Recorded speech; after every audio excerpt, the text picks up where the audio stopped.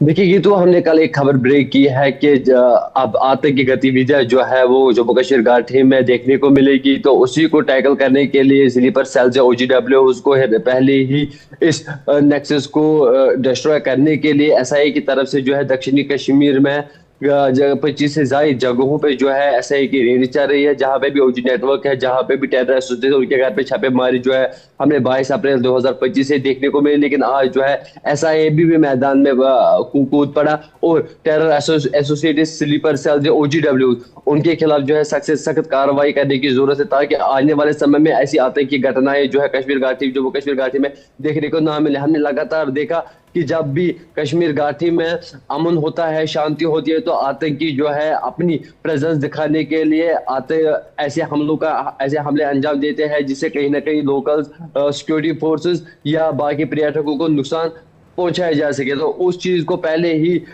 Destroy करने के लिए SIA जो है दक्षिणी कश्मीर के 25 से ज्यादा जगहों पे जो है रेड्स की जा रही है, जिसमें OGW के मकान है, टेरर एसोसिएशन के मकान है, और जो भी सस्पेक्टेड थे पहलगाम अटैक में उनके घर पे भी एक बार फिर से छापेमारी हो रही है। कहीं ना कहीं SIA और NIA ने पहले ही अलगाववाद और आतंकवाद पे शिकंजा कसा, और उसके साथ साथ जम्मू कश्मीर पुलिस बाकी सिक्योरिटी फोर्सेस लगातार जो है इनके घर पे छापेमारी की। कहीं ना कहीं जो हमने पहले ही कहा कि आतंकवाद को अगर खत्म कर लेना है, पहले उनकी बैकबोन खत्म करनी है। जम्मू कश्मीर घाटी में आतंकवाद पाकिस्तान जैसे आतंकवादियों को या जो लोकल यहाँ पे आतंकवादी उनकी बैकबोन अगर है वो है यहाँ के OGWs और यहाँ के स्लीपर सेल। जब तक OGWs और स्लीपर सेल्स के सेल्स पे शिकंजा नहीं कसा जाएगा, जब तक वो उनकी गैंग को उनका नेक्सस जो है उसका पर्दाफाश नहीं होगा, तब तक आतंकवाद जो है यहाँ पे अपनी जड़ें मजबूत बनाने की भरपूर कोशिश करेगा। जब से हमने देखा कि पाकिस्तान की बौखलाहट और पाकिस्तान की फ्रस्ट्रेशन, और स्पेशली जब मसूद अजहर जैसे आतंकवादी के 15 से ज्यादा उनके फैमिली मेंबर्स उनके आतंकवादी, जिसमें उनके जीजा भी है, उनके ब्रदर इन लॉ भी है और उनके भाई भी है, उनको मार गिराया गया, तो उसके बाद पूरे कश्मीर घाटी में जो है सूत्र के हवाले से बताया जा रहा है कि जैश ए मोहम्मद फिर से एक बार जो है कश्मीर घाटी में अपनी जड़ें मजबूत करने के लिए दिन रात लगा हुआ है। उसके साथ साथ आप देख लीजिए जो जी। लतपुरा पुलवामा का अटैक है, वो हम देश अभी वो भूला नहीं है। उसके बाद जो दूसरा जख्म दिया गया वो है 22 अप्रैल 2025 लतपुरा की घटना जब हुई, उसको भी अंजाम देने वाला एक खूंखार आतंकी जो है जिसका ताल्लुक जैश ए जी। मोहम्मद से था।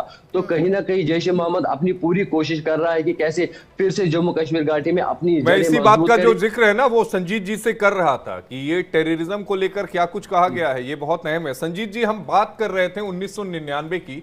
आप बिल क्लिंटन के जो चीजें हुई थी, बिल क्लिंटन उस समय अमेरिका के जो राष्ट्रपति थे, मुझे ध्यान में है कि उन्होंने एक किताब लिखी थी। उन्होंने उस किताब का नाम था माई लाइफ। माई लाइफ में उन्होंने इस बात का जिक्र किया था और ये कहा था कि उस समय इनपुट्स मिले थे FBI को कि ये इनपुट्स थे कि पाकिस्तान परमाणु हमले की तैयारी कर रहा है, और इसको लेकर उन्होंने तत्कालीन प्रधानमंत्री अटल बिहारी वाजपेयी साहब को इस बारे में जानकारी दी थी। माई लाइफ में उन्होंने बड़ा अच्छा लिखा था। उन्होंने इस बात को कहा था, अटल बिहारी वाजपेयी साहब ने उसके बाद बिल क्लिंटन को एक लेटर लिखा। उस लेटर में उन्होंने इस बात को कहा था कि अगर पाकिस्तान नहीं सुधरा तो कल का सूरज नहीं देख पाएगा। और अटल बिहारी वाजपेयी साहब अपने फैसलों पर अडिग थे और उन्होंने करगिल वॉर को जारी रखा जब तक पाकिस्तान ने घुटने नहीं टेके। और बिल क्लिंटन ने यह बात अपनी किताब माई लाइफ में मानी थी, जहां तक मेरी जानकारी है। बिल्कुल आशीष जी, मैं आपकी इसी बात की तस्दीक कर रहा हूं कि उन्होंने, ये तो आप लेटर कह रहे हैं, उन्होंने टेलीफोन पे उनको कहा था कि ठीक है पाकिस्तान जो है, नहीं, अगर दो चीजें थी सर। एक तो टेलीफोन पे कहा था, एक लेटर लिखा था। लेटर देर से पहुंचा था क्योंकि बिल क्लिंटन, जो माई लाइफ मैंने उनकी पढ़ी है, उस समय वो अमेरिका में नहीं थे, वो उस समय जेनेवा में थे। तो अमेरिका के जो रक्षा मंत्री थे उनके पास ये लेटर पहुंचा था। बाद में टेलीफोनिक कन्वर्सेशन हुई थी जिसमें अटल बिहारी वाजपेयी साहब ने कहा था। तो मैं जो इस चीज को मैं इसलिए लाया हूं कि आप ये देखिए आशीष जी, आपने किताब पढ़ी, आपको पूरा पता है। अटल बिहारी वाजपेयी की जब 1999 में कारगिल की लड़ाई हुई तो उस टाइम अटल बिहारी वाजपेयी की इतनी स्ट्रांग नहीं थी हालात, इतनी इकोनॉमी हमारी स्ट्रांग नहीं थी। तो उस समय भी अटल बिहारी वाजपेयी ने स्टैंड लिया और जो उनका अचीवमेंट, जो उनका ऑब्जेक्टिव सेट किया था कि हम पाकिस्तान को हमारे कब्जे में जहाँ के बैठ गया हम उसको बाहर फेंकेंगे, और उन्होंने फेंक दिया। मेरा पॉइंट ये है कि अब तो मोदी सरकार जो है इतनी पावरफुल सरकार है, डिप्लोमेटिकली इतना अच्छा कर रही थी, इकोनॉमिकली भारत जो है बहुत आगे है, जी। टेक्नोलॉजिकली डिफेंस टेक्नोलॉजी में भारत पाकिस्तान से जाहिर बहुत तौर आगे। पर इसका जो जवाब है संजीत जी, वो देश जानना चाहता है। और लाल कृष्ण आडवाणी साहब ने भी एक किताब लिखी थी, बाद में आपने शायद ध्यान दिया होगा, माई कंट्री माई लाइफ, जिसमें इसका जिक्र किया है लाल कृष्ण आडवाणी ने।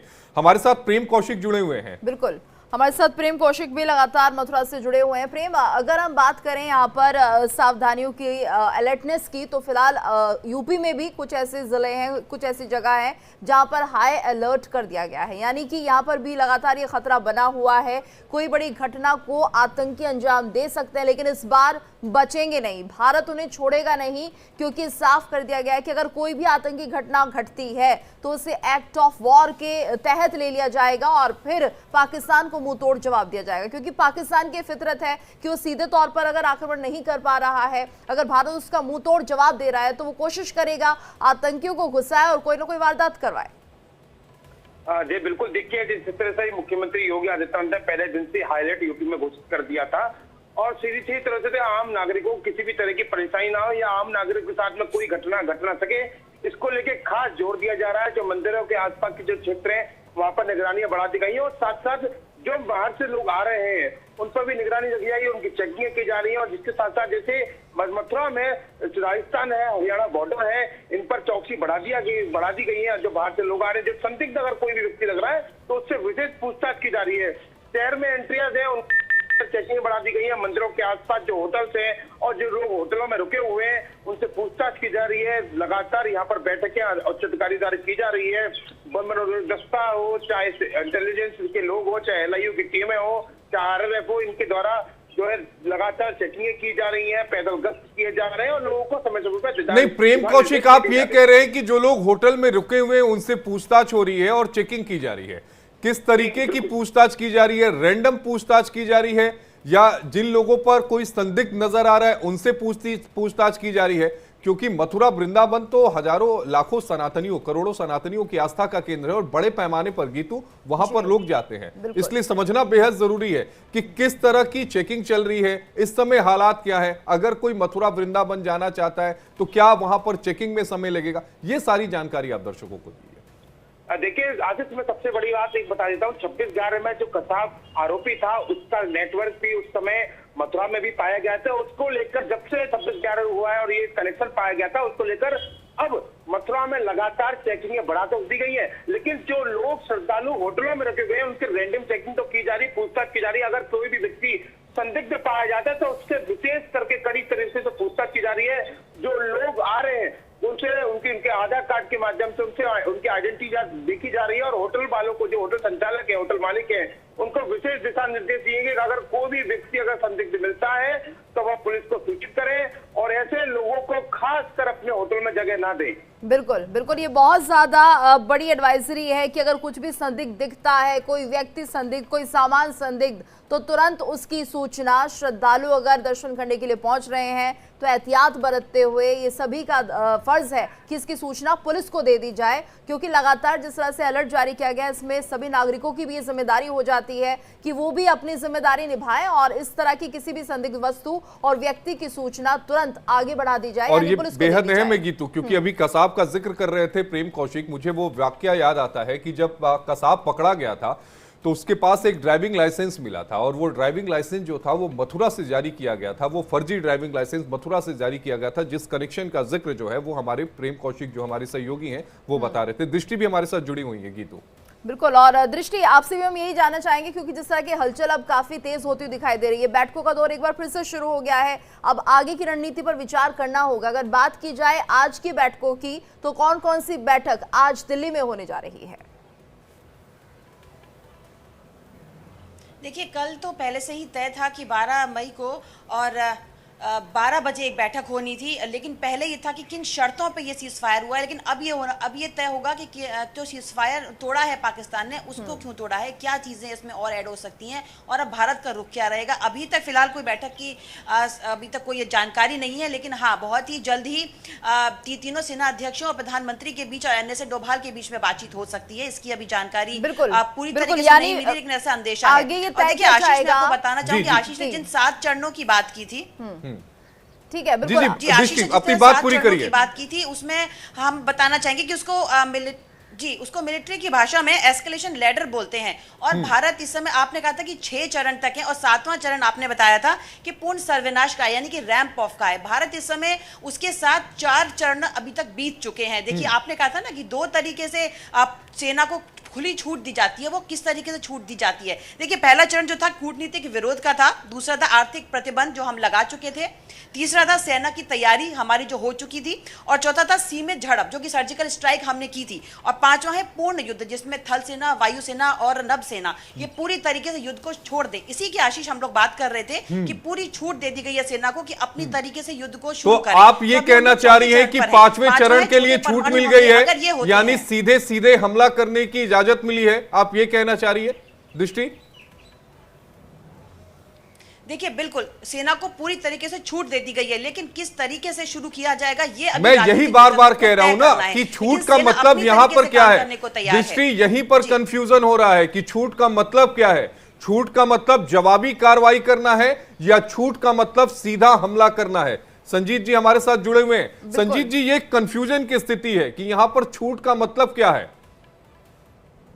अजीत जी, छूट का मतलब ये है कि जो पाकिस्तान एक्शन ले उसके आप रिटेलिएट करें, लेकिन छूट का मतलब ये नहीं है। मुझे नहीं लगता भारत सरकार ने जो है अपने आर्म फोर्सेस को ये कह रखा है कि आपको जो लगे कि अगर आपको लगता है कि हमको पाकिस्तान में घुस जाना चाहिए या पाकिस्तान में जो हमको अपने टैंक भेज दें, वो छूट नहीं है।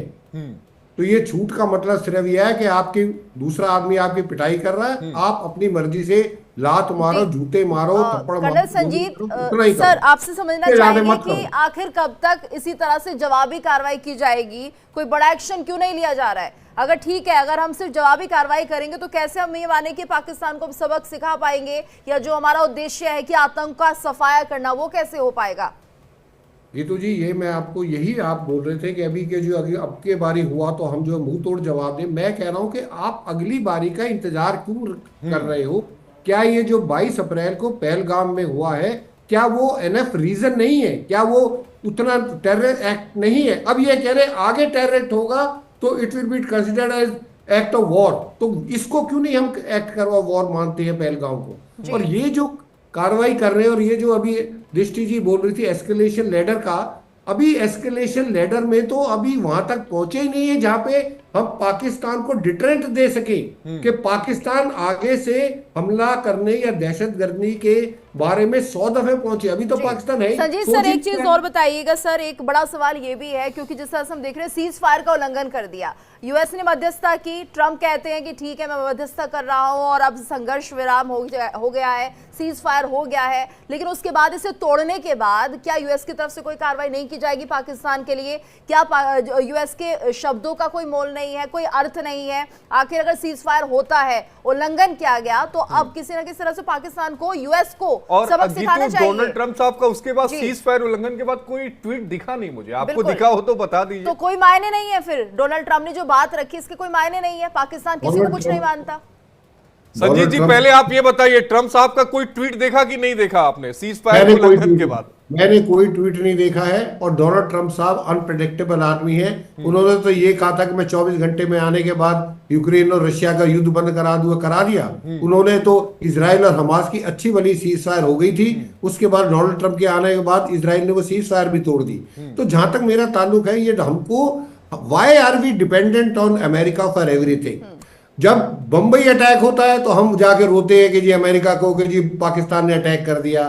पार्लियामेंट होता है तो हम कहते हैं जी पाकिस्तान। अरे हम क्यों, जैसे बच्चे की पिटाई होती है, माँ बाप के पास जाता है कि जी मेरे को मार दिया, हम उस स्टेज से या उस साइक से कब निकलेंगे कि हम अपना फैसला खुद ले सके। जी। डोनाल्ड ट्रंप और कौन होगा? यही वजह भी होती है संजीत सर की भारत की जो दरिया दिली है उसे हमेशा से, आज से नहीं सदियों से भारत की कमजोरी माना जाता है, क्योंकि हमारे जो नियम कायदे, हम ऐसा नहीं करेंगे, हम वैसा नहीं करेंगे, हम सबको बताएंगे, और शायद ये हमारी कमजोरी के तौर पर देखा जा रहा है।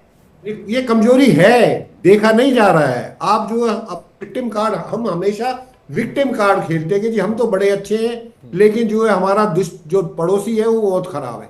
ये विक्टिम कार्ड खेलना बंद करें। 1948 में उस टाइम के चीफ ने नेहरू को कहा था कि आप 1 महीना मुझे दे दीजिए, मैं पाकिस्तान की जो ये फौज आई हुई है JNK में, मैं इनको वापस भगा दूंगा। आज ये POK POJK होता ही नहीं। 1965 में हमने हाजी पीर दर्रा कब्जा किया, उसको वापस कर दिया, जो एक बहुत टैक्टिकल स्ट्रेटेजिक पॉइंट है।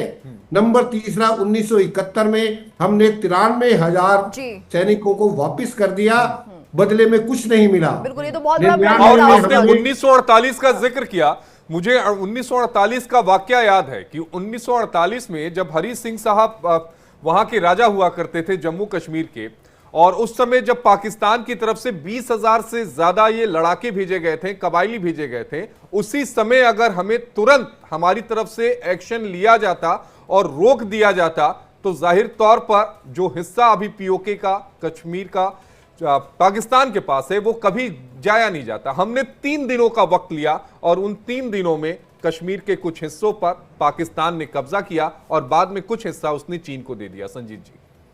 बिल्कुल अजीत जी, यही तो मैं आपको बता रहा हूं कि हम जो है बहुत सॉफ्ट पावर है। हम अपनी दरिया दिली दिखाना चाहते हैं, उदारता दिखाना चाहते हैं। 1960 में इंडस वाटर ट्रीटी को साइन किया नेहरू जी ने, और उसमें से 80% पानी जो है, जो छोटा सा देश है उसको 80% दे दिया और खुद 20% दे दिया, ले लिया। और जब उनसे पार्लियामेंट में क्वेश्चन पूछा गया तो उन्होंने कहा नहीं नहीं, हमारे पड़ोसी हैं, अगर हम ऐसी उदारता दिखाएंगे तो हमारे जो है संबंध इनके साथ अच्छे होंगे। बिल्कुल, और वो हम देख रहे हैं कितने अच्छे संबंध हो गए हैं। 5 सालों के बाद युद्ध हो गया। 62 में जैसे ही चाइना ने युद्ध किया, उसे लगा कि हम कमजोर हो गए हैं, और 65 में युद्ध हुआ। और मुझे लगता है कि गीतू, जो पाकिस्तान के साथ जितनी भी हमने संधि की, चाहे हम इंडस वाटर ट्रीटी जिसका जिक्र अभी संजीत जी कर रहे थे, या फिर शिमला समझौता हमने किया हो, उन सब में हमने इतनी दरियादिली दिखाई कि जो पूरी दुनिया में एक तरफा समझौता जो है वो नजर आ रहा है हमारे साथ। ये देखिए ना, हमें कमजोर समझ रहा है, दरियादिली नहीं, बेवकूफ हमें समझ रहा है कि हम पागल हैं, मूर्ख हैं और ये कुछ भी करेंगे लेकिन हमारे लोगों को हार्म नहीं पहुंचाएंगे, नुकसान नहीं पहुंचाएंगे। और जाहिर सी बात है पाकिस्तान निश्चिंत है और वो लगातार भारतीय नागरिकों को निशाने पर ले रहा है। हमें भूलना नहीं चाहिए कि जो आवाम आतंकवाद का समर्थन करती है वो भी आतंकवादी से कम नहीं है, और उनको भी उसी तरीके से ट्रीट करना चाहिए। बिल्कुल, नित्यानंद स्क्रीन पर नजर आ रहे हैं गीतू। बिल्कुल, और नित्यानंद का हम रुख कर लेते हैं, बनारस से हमारे साथ जुड़े हुए नित्यानंद। नित्यानंद, अगर हम बनारस की बात करते हैं, क्योंकि वाराणसी को लेकर भी एक बड़ा अलर्ट जारी किया गया था, तो यहाँ पर फिलहाल किस तरह से एडवाइजरी जारी की गई है, श्रद्धालु जो आ रहे हैं उनको क्या बताया जा रहा है, किस तरह से वो सेफ रहें, या उनके लिए और क्या कुछ नियम?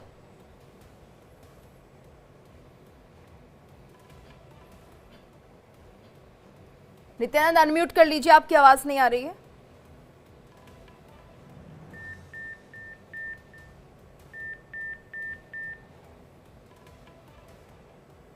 बोलिए नित्यानंद।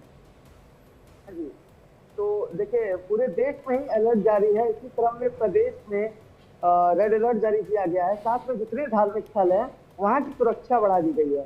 चप्पे चप्पे पे पुलिस फोर्स की मौजूदगी है, चाहे वो स्टेशन हो चाहे वो घाट हो, सब हर व्यक्ति की चेकिंग की जा रही है। साथ में जो व्यक्ति संदिग्ध लग रहा है, चाहे उसका लगेज हो, चाहे उसके साथ कोई मौजूद हो, तो उसके साथ ही उसको चेकिंग करके दर्शन पूजन के लिए भेजा जा रहा है। बता दें, जो पर्यटक और श्रद्धालु काशी पहुंच रहे हैं दर्शन के लिए, तो मंदिर व्यवस्था में भी 4 चौबल सुरक्षा लगा दिया गया है। बता दें कि RR फोर्स का गठन किया गया है, इसमें कई कमांडो तैनात किए गए हैं, ताकि अगर कोई हादसा होता है मंदिर परिसर के बाहर या परिसर, तो उसका रिस्पॉन्स तुरंत दिया जा सके। तो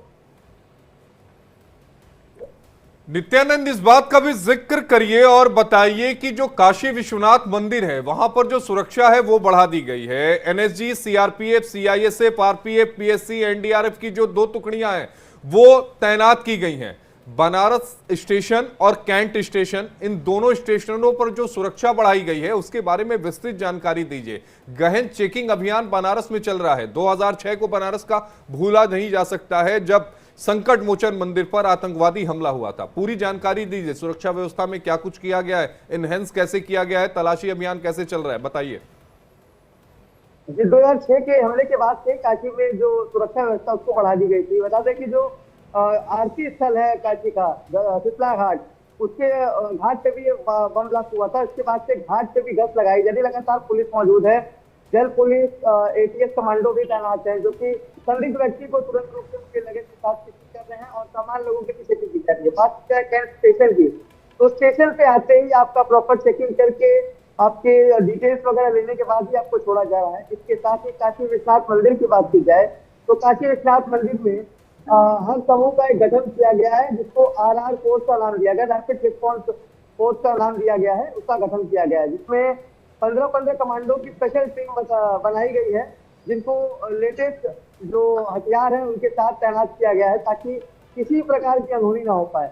इसके साथ ही जो आर्म चेकिंग 2 स्टेज में किया करते थे, अब उसको बढ़ा करके 3 स्टेज में चेकिंग कर दिया गया है। पहले तो फोन मंदिर के चौक परिसर तक अलाउ था, मगर अब फोन से पूरी तरीके से प्रतिबंध लगा दिया। तो फोन पर कहां तक प्रतिबंध लगाया गया है नित्यानंद मिश्रा? क्योंकि चौक का जो इलाका है वो इलाका केवल धार्मिक नहीं, उसका व्यापारिक महत्व बहुत ज्यादा है। बहुत सारी दुकानें वहां पर हैं, वहां पर ठठेरी बाजार है और इसके अलावा खाने पीने की जो दुकानें हैं वो चौक पर बहुत ज्यादा है, तो बड़ी तादाद में। लेकिन लाल चौक की जो तस्वीरें हैं वो टीवी स्क्रीन पर है। लाल चौक पर गीतू सामान्य चीजें नजर आ रही है। सीधे नासिर का रुख करते हैं। नासिर, लाल चौक की तस्वीरें हम दिखा रहे थे जहां पर जो दुकानें हैं वो खुलनी शुरू हो गई है। एक कपड़े का जो फेरी लगाता है व्यक्ति, वो हमें तस्वीरों में नजर आ रहा था। जरा श्रीनगर में क्या कुछ हालात चल रहे हैं और श्रीनगर एक बार फिर से खुलता हुआ दिख रहा है, उसके बारे में बताइएगा। हालांकि कल भी इस बारे में आपने जानकारी दी थी कि दोपहर में श्रीनगर खुल रहा है, लेकिन पर्यटक नहीं आ रहे हैं, लेकिन लोगों के लिए एक राहत है क्या अभी श्रीनगर में? देखिए, बिल्कुल आज इतवार का दिन है, तो इतवार के दिन लाल चौक के इलाके में एक मार्केट लगता है जो एक नाम से मशहूर है, संडे मार्केट, जहाँ पे स्ट्रीट वेंडर्स का एक ऐसा मार्केट होता है जहाँ पे आपको कपड़े, हर कोई चीज जो है सस्ते दामों में मिलता है। जैसे जम्मू में लगता था, जैसे दिल्ली में लगता है चांद मार्केट, चांदनी चौक के पास एक मार्केट इतवार के दिन, वैसे ही एक मार्केट जो है कश्मीर घाटी में भी लगता है लाल चौक के पास पोलो ग्राउंड के इलाके में। तो आज वो मार्केट जो है खुल गई है, लोग जो है घरों से बाहर आ रहे हैं और अपनी शॉपिंग कर रहे हैं। लेकिन लोगों में काफी फ्लो कम देखा जा रहा है। जितना फ्लो हमें परसों से देखने को मिला, जितने लोग हमें परसों से सड़कों पर देखने को मिले, उतने लोग जो है इन 2 दिनों में थोड़ी सी उनकी जो नंबरिंग है वो कम हुई। वो क्यों कम हुई? क्योंकि लगातार हमने 2 दिन देखा शाम के गुप्त अंधेरे में ऐसे ब्लास्ट होना, स्पेशली परसों वाली रात के दिन जब सुबह के 4 बजे के करीब अचानक से श्रीनगर के इलाके में 2 धमाके ऐसे गूंजे कि सबकी नींद जो है वो उड़ गई। लोग परेशान हो गए कि आखिर ये धमाके जो कहाँ पे हुए। उन 2 एक्सप्लोजिव शेल जो एक लंदन के इलाके में एक रेजिडेंट हाउस को हिट हुआ था और दूसरा जो है डल लेक में हिट हुआ था। तो कहीं ना कहीं उससे उबरने की कोशिश की जा रही है। हालांकि अब ऐसा लग रहा है कि कुछ देर के लिए जो सामान्य है जिंदगी वो दौड़ती हुई दिख रही है। लाल चौक पर हम देख रहे हैं कि लोग घर से बाहर निकल रहे हैं।